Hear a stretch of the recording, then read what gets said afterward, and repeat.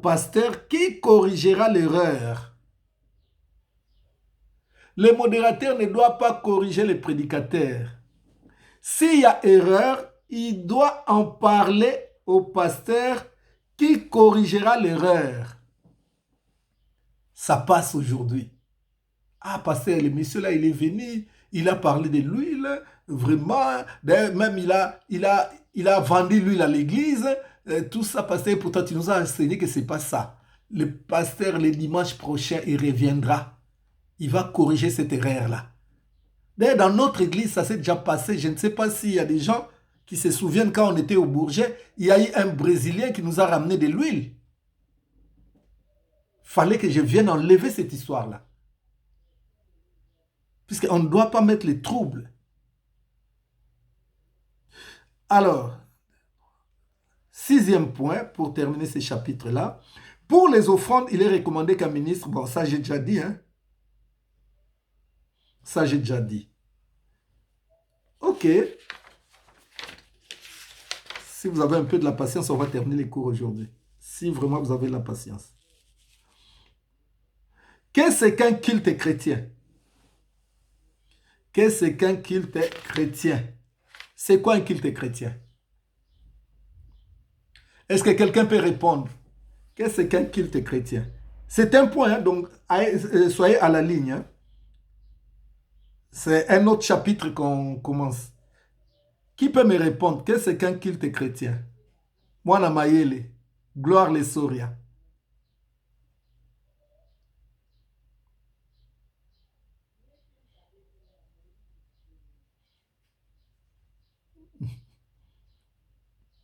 C'est pas mal. Mais qui peut dire autre chose? Vanessa?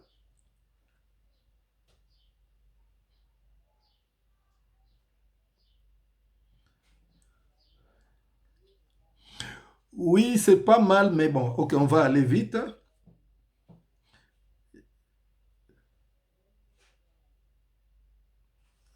C'est qui ça qui parle? Hein? Mimi la gloire.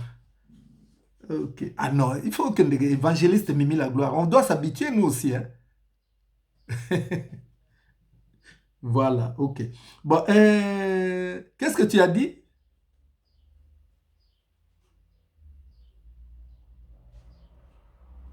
Bon, c'est un peu ça.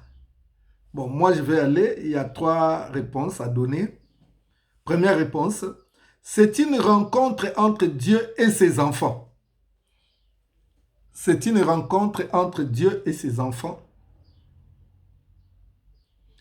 C'est une rencontre entre Dieu et ses enfants. Dans l'Ancien Testament, on l'appelle rassemblement ou convocation. Dans l'Ancien Testament, on l'appelle rassemblement ou convocation. Dans l'Ancien Testament, on l'appelle rassemblement ou convocation. Si Dieu permet cela, c'est pour que ses enfants ne soient pas dispersés. Si Dieu permet cela, c'est pour que ses enfants ne soient pas dispersés. Est-ce que vous ne comprenez pas que maintenant qu'il y a tous ces trucs de Covid, nous sommes dispersés?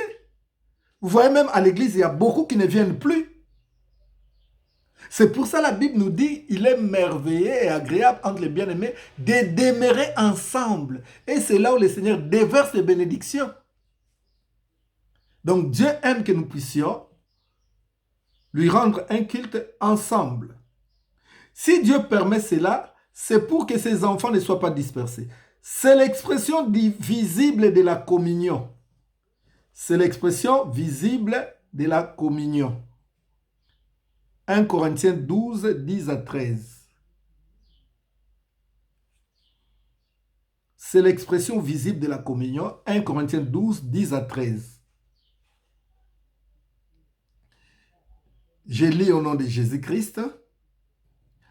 À un autre les dons d'opérer des miracles, à un autre la prophétie, à un autre le discernement des esprits, à un autre la diversité des langues, à un autre l'interprétation des langues, un seul et même esprit opère toutes ces choses, les distribuant à chacun en particulier comme il veut. Car comme le corps était et a plusieurs membres, et comme tous les membres du corps, malgré leur nombre, ne forment qu'un seul corps, ainsi en est-il de Christ. Nous avons tous en effet été baptisés dans un seul esprit pour former un seul corps, soit juif, soit grec, soit esclave, soit libre, et nous avons tous été abreuvés d'un seul esprit. Donc là, on nous montre la communion. La communion. Donc nous pouvons dire une église est une unité dans la diversité et une diversité dans l'unité. Une église est une unité dans la diversité et une diversité dans l'unité.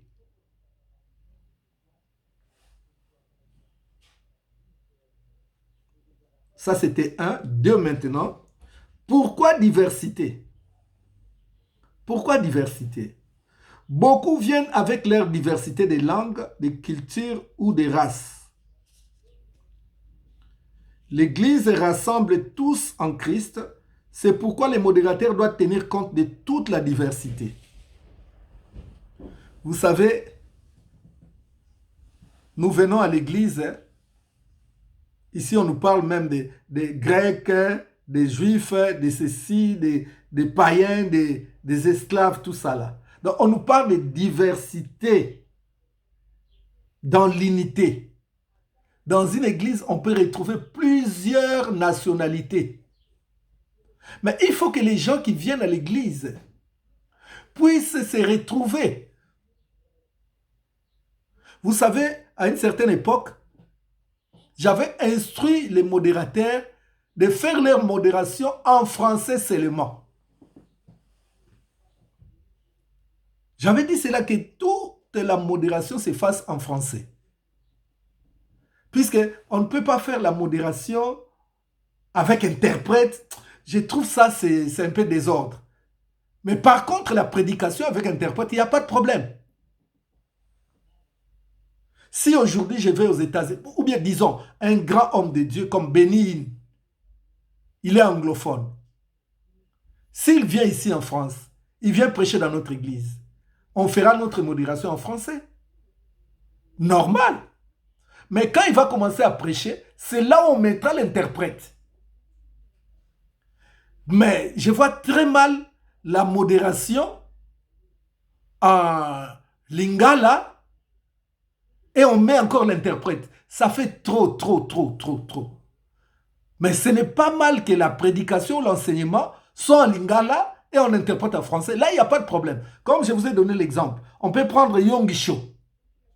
Yonggi-cho, il vient par exemple, lui il est coréen, s'il vient prêcher dans notre église, pendant toute la modération, ça sera en français. On ne tiendra pas compte au japonais ou ceci, non. Mais lui, comme il ne parle pas français, quand il va commencer à prêcher, il prêchera dans sa langue. Si c'est les Coréens, si c'est l'anglais, il va prêcher dans cette langue-là. Là, on sera obligé de mettre l'interprète. Vous comprenez ça?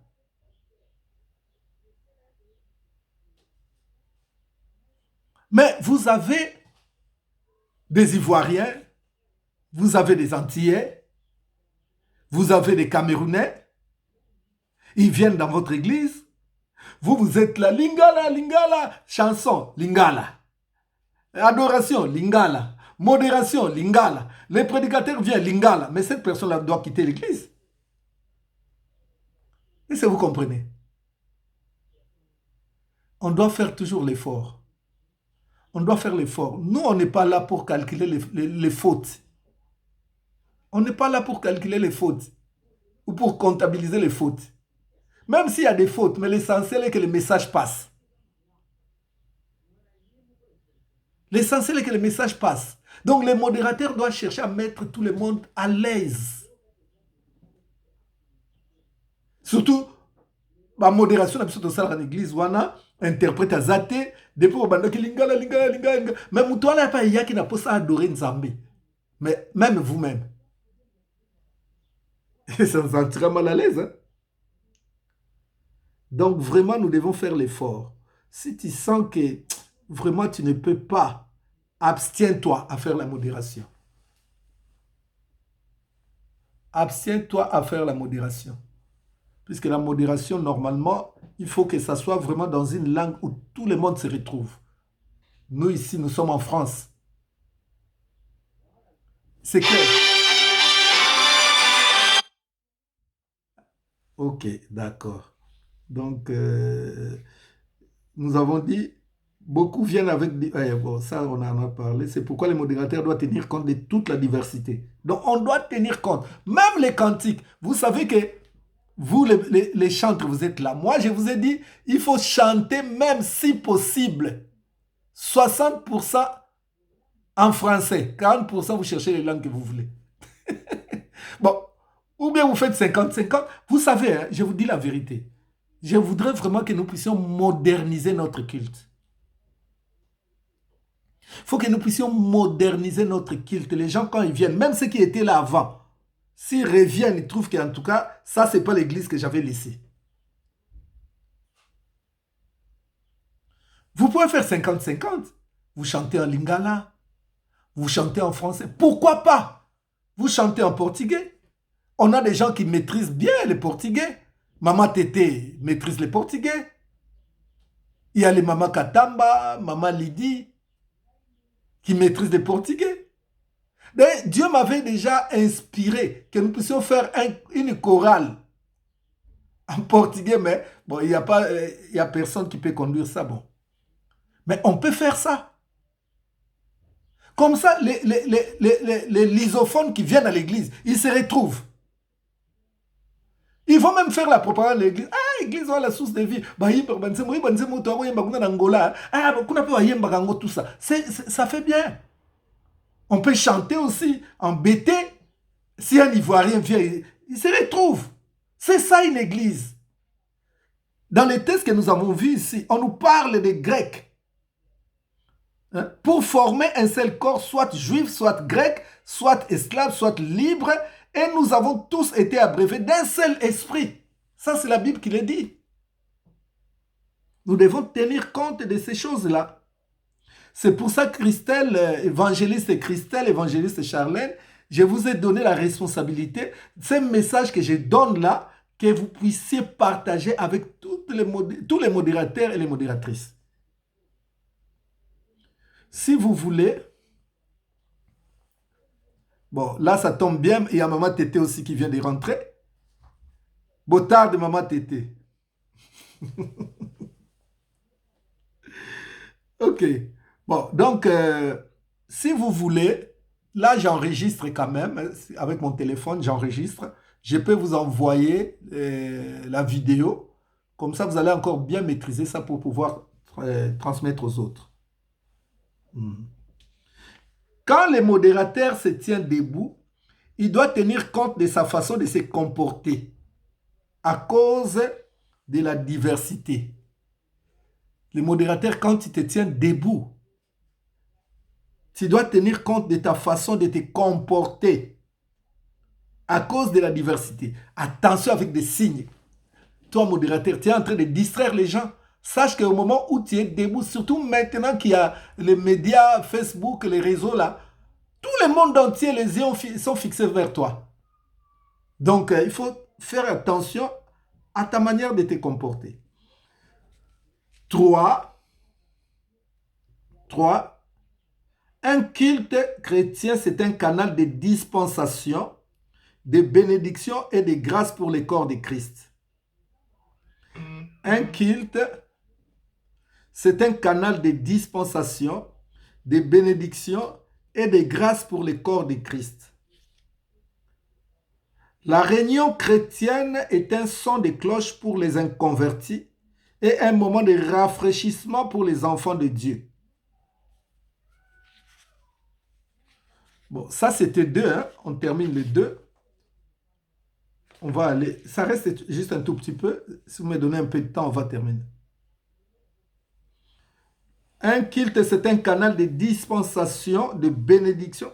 Un culte, c'est un canal de dispensation, virgule, des bénédictions et des grâces pour le corps de Christ.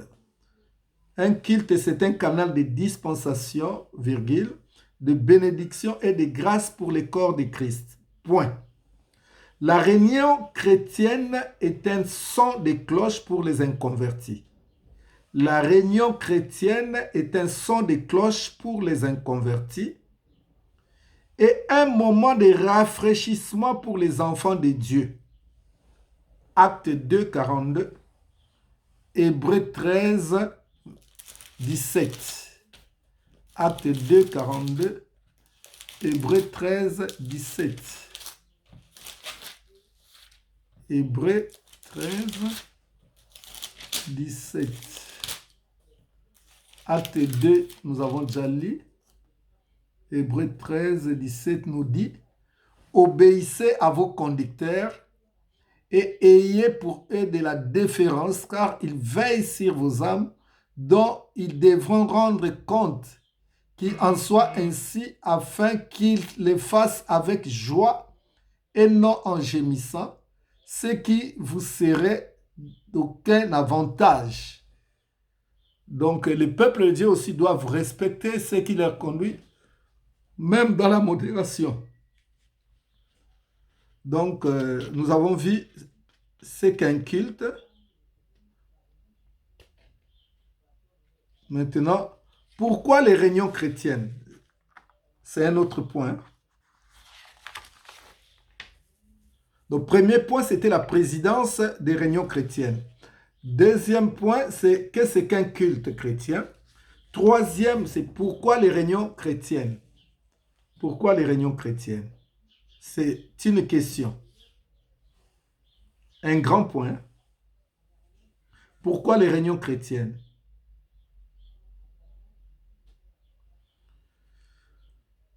Première question et première réponse. Pour rendre un culte ou adoration raisonnable à Dieu. Donc les réunions chrétiennes, c'est pour rendre agréable ou raisonnable à Dieu. Donc nous réunissons pour que nous tous nous puissions rendre gloire à Dieu. Romains 12, verset 1er. Romains chapitre 12, verset 1er.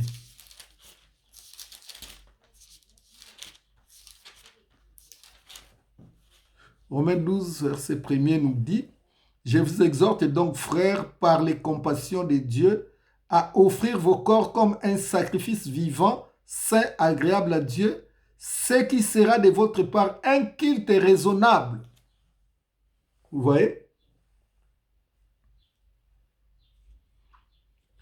Nous devons nous offrir à Dieu.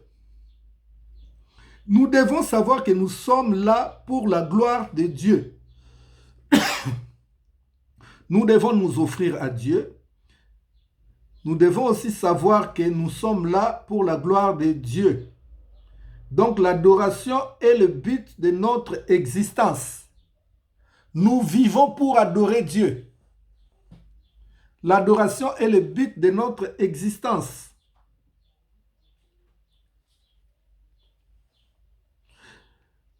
L'adoration est le but de notre existence. L'adoration est la réponse de l'homme de ce que Dieu est et ce qu'il a fait. L'adoration est la réponse de l'homme de ce que Dieu est et ce qu'il a fait.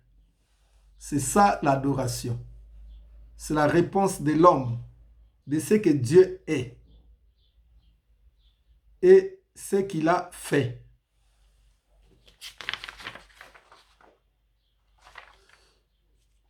Les modérateurs doivent conduire le peuple dans la présence de Dieu sous la direction du Saint-Esprit. Les modérateurs doivent conduire le peuple dans la présence de Dieu et sous la direction du Saint-Esprit. Les modérateurs doivent conduire le peuple dans la présence de Dieu et sous la direction du Saint-Esprit. Pour adorer, louer et rendre des actions de grâce. Ça me reste une page et je vais terminer. Ça, c'est ce que j'ai préparé. Ça reste juste ça.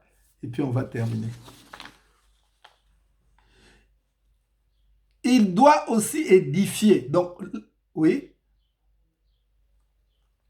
Ouais. Bon. Il doit aussi édifier, virgule, exhorter, virgule, consoler et encourager le peuple.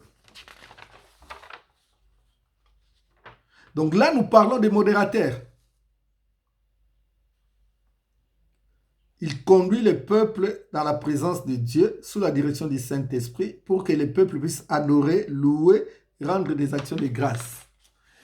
Il doit aussi édifier, exhorter, consoler, encourager le peuple. Ça, je l'ai dit tout à l'heure. Je vous avais dit qu'un modérateur, il est là.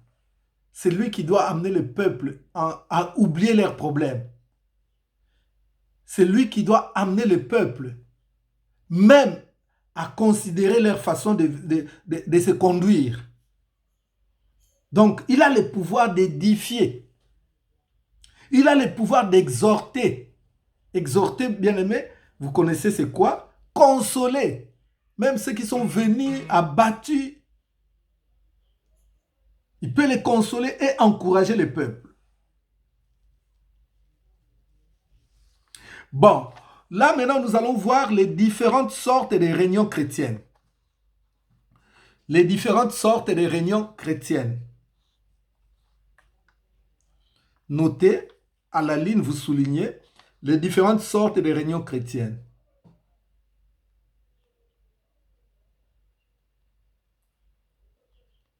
Vous y êtes? Est-ce qu'il y a une question? Si quelqu'un a une question, n'hésitez pas, posez votre question. Ou bien vous n'avez pas compris quelque part, posez la question. Je voudrais vraiment que vous maîtrisiez très bien ces cours, puisque un bon serviteur de Dieu peut être un modérateur. Moi-même, je suis passé par là. Moi, j'ai fait l'interprétation, j'étais à l'intercession, j'ai fait l'interprétation, la modération, j'ai fait tout. Sauf chantre.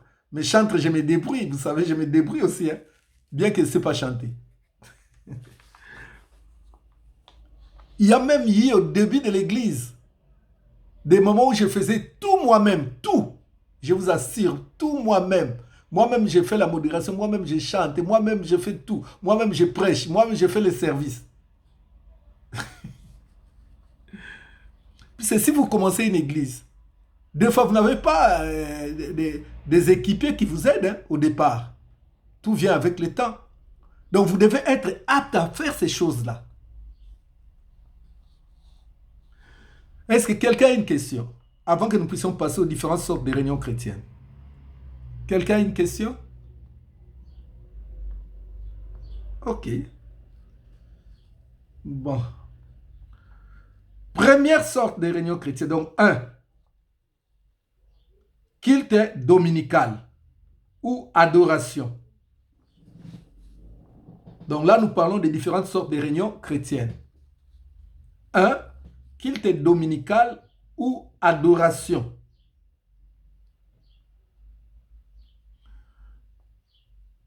Donc nous vous donnons les sortes de réunions chrétiennes. Culte dominical ou adoration, c'est une réunion qui est basée dans l'adoration. C'est une réunion qui est basée dans l'adoration. C'est pour ça que je vous ai dit, ce n'est pas l'intercession. Bien que nous prions aussi, mais ce n'est pas l'intercession. Oh, nous allons prier pour les gens de Béni. Non, ce n'est pas ça. Si nous voulons prier pour les gens de Béni, nous allons attendre l'intercession. Mais ça n'empêche, on peut dire un mot à Dieu. Seigneur, pense à nos bien-aimés qui sont à Béni, qui sont en train de mourir. Seigneur, pense à eux. Tout ça, on peut le dire.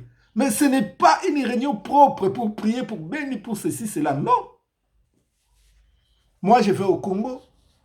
Nous organisons des journées de prière pour le Congo. Je prêche à la fin, j'ai conduit la prière. Là, on ne prie que pour le Congo, le Congo, le Congo, le Congo. 2. Journée de réveil spirituel. Journée de réveil spirituel. Elle est très importante. Point. Elle est très importante. Point. Elle a une autre particularité. Elle a une autre particularité.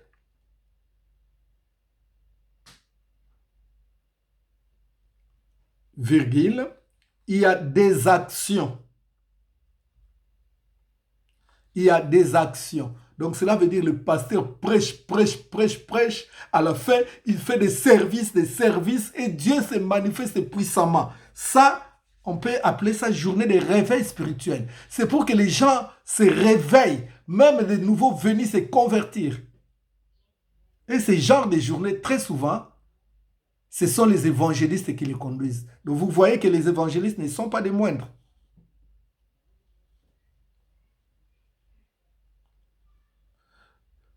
La parole est prêchée en action et il y a des miracles. La parole est prêchée en action et il y a des miracles. Ça, c'est des journées de réveil spirituel. Bonjour Sarah Kabouya.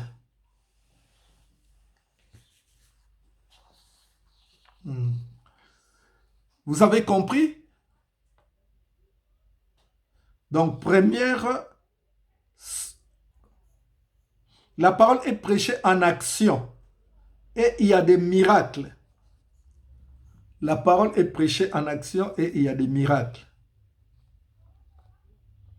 Donc là, ce sont les différentes sortes de réunions chrétiennes. Donc, première sorte, c'est culte dominical ou adoration. C'est une réunion qui est basée dans l'adoration. 2, journée de réveil spirituel. Elle est très importante. Il faut que l'Église, de temps en temps, puisse organiser des journées comme ça. Elle a une autre particularité. La particularité, c'est des actions. Dans des journées comme ça, il y a beaucoup d'actions. Et la parole est prêchée en action. Et il y a des miracles. Ce sont des journées très souvent animées par les évangélistes ou par les prophètes. Ce sont des journées très souvent qui sont animées par des évangélistes ou par des prophètes. Puisque pour dire vrai, il y a 3 ministères qui sont caractérisés par la puissance de Dieu. C'est ministère prophétique, ministère évangélique et l'apostolat. Bon, tout ça, on verra ça quand on parlera de ministères, les ministères dans une église. On verra ça, je vais éclairer ça. Troisième sorte, des séminaires bibliques. Des séminaires bibliques.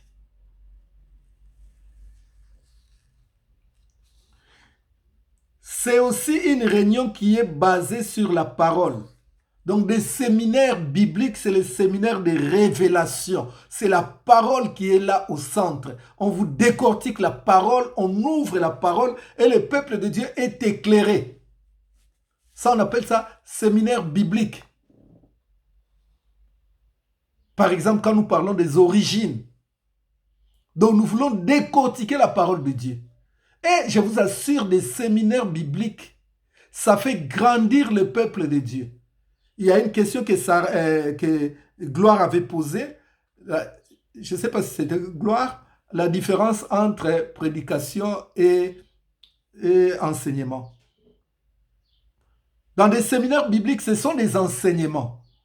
Et je vais vous dire que dans une église, quelqu'un qui veut grandir doit suivre beaucoup d'enseignements. Les enseignements, ça fait grandir. Mais la prédication, ça augmente la foi. Mais tandis que l'enseignement fait grandir même. Bon, 4, donc 4e sorte de réunion chrétienne, c'est des conventions. Des conventions.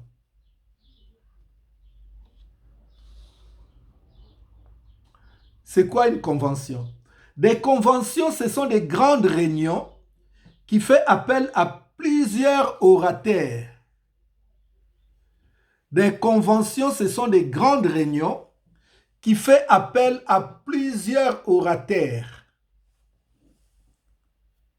Des conventions, ce sont des grandes réunions qui font appel à plusieurs orateurs. Des conventions, ce sont des grandes réunions qui font appel à plusieurs orateurs. Comme dernièrement, avec l'évangéliste Christelle, chez pasteur Betty Coco, la petite sœur de notre maman évangéliste Mimi, la gloire. Elle a fait appel à plusieurs oratrices, dont évangéliste Christelle était une des oratrices. Vous avez suivi cela. Il y avait notre prophétesse, maman Salomé de Kinshasa, qui était aussi oratrice. Donc, il y a eu des gens qui venaient de partout. Ça, c'est une convention. Vous ne pouvez pas organiser une convention, vous-même, pasteur Miko, lui-même orateur, comme convention. Non, cherchons autre chose. C'est pour ça. Peut-être disons ça un séminaire. Ce n'est pas une convention. 5, cinquième sorte, il y a aussi des conférences bibliques. Là, on a parlé 4 des conventions bibliques, mais là maintenant, nous parlons des conférences bibliques. Conférence et convention, c'est presque à peu près la même chose, mais il y a une différence quand même. Puisque dans une conférence biblique, il y a aussi plusieurs orateurs qui développent un thème donné. Il y a aussi plusieurs orateurs qui développent un thème donné. 6. Des campagnes d'évangélisation. Donc, vous comprendrez que si vous voulez organiser une grande activité, vous devez réfléchir. Est-ce que c'est quoi? C'est un culte. Est-ce que c'est quoi? C'est une journée de réveil spirituel. Est-ce que c'est quoi? C'est un séminaire biblique. Est-ce que c'est quoi? C'est une convention. Est-ce que c'est quoi? C'est une conférence. Ou bien, c'est une campagne d'évangélisation. Des campagnes d'évangélisation, bon, là c'est en Afrique, hein. Souvent ça se fait en plein air. On cherche un lieu plus grand. Un lieu plus grand, là où les peuples de Dieu se réunissent. Et dans des campagnes d'évangélisation, normalement ce sont des réunions où on cherche à gagner des âmes. On fait appel à beaucoup de païens. Et dans des campagnes d'évangélisation, Dieu agit puissamment par des miracles et cela pousse les gens à donner leur vie à Christ. Très souvent, c'est aussi conduit par des évangélistes. Vous savez, nous avons beaucoup d'évangélistes que Dieu a utilisés aussi puissamment, que ce soit des Congolais, que ce soit des Américains. Bénin, c'était un évangéliste. Yongisho, c'était un évangéliste. Osborne, c'était un évangéliste. Voyez comment ces gens ont sillonné le monde. Même chez nous au Congo, il y a des évangélistes qui ont rempli des stades, qui ont fait beaucoup de miracles. On a évangéliste Kiziamina. On a évangéliste Soni Kafuta. Moi, ça m'étonne de voir les gens minimiser le ministère évangélique. Or, le ministère évangélique, deux fois un évangéliste fait des miracles plus que les pasteurs. Donc voilà. Alors, notez bien, les modérateurs ou présidents doivent chercher à connaître les mobiles de chaque réunion pour bien exercer son travail. Les modérateurs ou présidents doivent chercher à connaître les mobiles de chaque réunion. Les modérateurs ou présidents doivent chercher à connaître les mobiles de chaque réunion pour bien exercer son travail. Alors, qui est le modérateur? Souligné. C'est une question. Qui est le modérateur ou un modérateur? Qui est un modérateur? Patientez un peu. Dans peu de temps, on va terminer. Qui est un modérateur? À la ligne. C'est un enfant de Dieu qui reçoit une charge auprès de l'autorité déléguée. Un modérateur, c'est un enfant de Dieu qui reçoit une charge auprès de l'autorité déléguée. Un modérateur, c'est un enfant de Dieu qui reçoit une charge auprès de l'autorité déléguée. Qui est l'autorité déléguée? Ça peut être le leader ou bien ça peut être un ministre ou une personne à qui on a délégué, comme nous par exemple, dans la source de vie. Moi, Miko Bachik, en tant que leader, j'ai délégué ce pouvoir à l'évangéliste Christelle Mbunga. C'est elle qui choisit les modérateurs ou les modératrices. C'est elle qui fait le planning. Donc, elle est l'autorité déléguée. Pour prendre... Bon, un modérateur, c'est un enfant de Dieu qui reçoit une charge auprès de l'autorité déléguée, leader ou ministre, entre parenthèses, pour prendre soin du bon déroulement de la réunion. Pour prendre soin du bon déroulement de la réunion. Excusez-moi, je voudrais expliquer aussi l'autorité déléguée. Si l'église est très bien organisée, il y a quelqu'un qu'on choisit comme responsable des cultes. Chez nous, c'est l'évangéliste Christelle. Elle est responsable du culte. Elle est là. Quand elle était encore sœur Christelle, elle n'était pas pasteur ni évangéliste, mais elle était responsable du culte. C'est elle qui s'occupe de la liturgie, c'est elle qui s'occupe des modérateurs. Donc je pense que vous comprenez. Voilà, ok, évoluons. J'avais dit pour prendre soin du bon déroulement de la réunion. Notez bien, tout le monde lui doit du respect pendant qu'il exerce. Pendant que le modérateur est dans l'exercice de son service, tout le monde, y compris le pasteur, lui doit du respect. On lui doit du respect. Pasteur, il y a le modérateur micro. Non, ça ne se fait pas comme ça. Tu attendras que le modérateur puisse t'accorder la parole. Tant que le modérateur ne t'accorde pas la parole, homme de Dieu, tu ne peux jamais prendre la parole. Pendant qu'il est à l'exercice de son service, tu lui dois du respect. Donc tout le monde, même les chantres, même maman pasteur, tout le monde. Son rôle est de diriger et d'orienter. Ça, c'est le rôle d'un modérateur. C'est lui qui dirige le culte et c'est lui qui nous oriente. Notez bien, rien ne peut se faire dans la réunion sans son autorisation. Rien ne peut se faire dans la réunion sans son autorisation. Rien ne peut se faire dans le culte sans l'autorisation du modérateur. Car tout est sous son pouvoir. Donc, les modérateurs, vous avez pouvoir.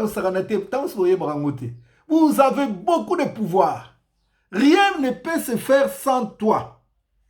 Puisque nous tous, pasteurs, ministres, qui que ce soit, nous sommes sous ton pouvoir. Surtout que pendant que tu es là, tu es investi par le pouvoir du Saint-Esprit. Donc c'est le Saint-Esprit qui t'oriente. Un modérateur ne doit pas être un nouveau converti. Un modérateur ne doit pas être un nouveau converti. Moutaïka en église, pas modérateur. Non. Je vous ai dit, chaque église peut avoir sa propre liturgie. Donc cela veut dire, même si quelqu'un, il était modérateur quelque part, quand il vient chez nous, il doit apprendre notre manière ou bien notre liturgie. On ne doit pas directement le passer comme ça, conduire les cultes. Non, pas comme ça. Il ne doit pas être nouveau converti aussi. Il reste juste ça. Ça là, le peu là. Voilà. Après, je termine. Comment diriger un service d'adoration? Ça, c'est le dernier point, le tout dernier. Comment diriger un service d'adoration? En gras, en majuscule si possible, ou bien souligné, comment diriger un service d'adoration? 1. Il faut se faire oublier, virgule, s'effacer et laisser à Jésus toute la place. Comment diriger un service d'adoration? 1. Il faut se faire oublier, s'effacer et laisser à Jésus toute ta place. Il y a une pensée qui m'est venue en tête. Vous savez,